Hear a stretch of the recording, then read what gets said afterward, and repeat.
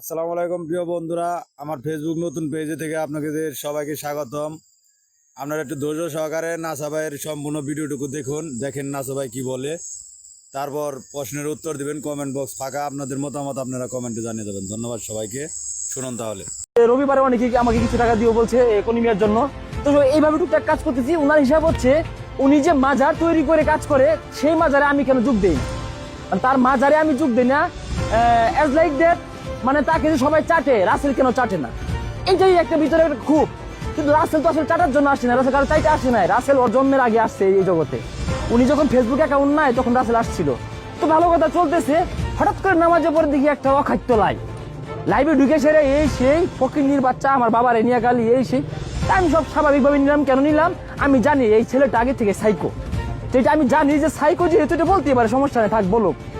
যে এইভাবে উনি আবার নিশাপানিও করে মনে হয়। এর আগেও তো আমি যতদূর জানি নকলাতে মোবাইল টোবাইল চুরি করছে, এটা আমরা শুনছি, কিন্তু কখনো বলি নাই। আজকে বলে দিলাম, মোবাইল চুরি করে ধরা টরা পড়ছিল, ওরা ল্যাংটা করে ফেলাইছিল, এটাও আমরা জানি, কিন্তু কখনো বলি নাই।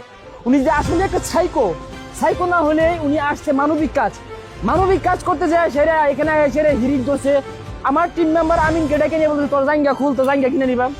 তা আমার এলাকার পোলাপান তো ড্রাইভারদার, আমাদের তো ভালোবাসার কম নাই, 7টা ভাঙা ড্রাইভারদার আমাদের আছে।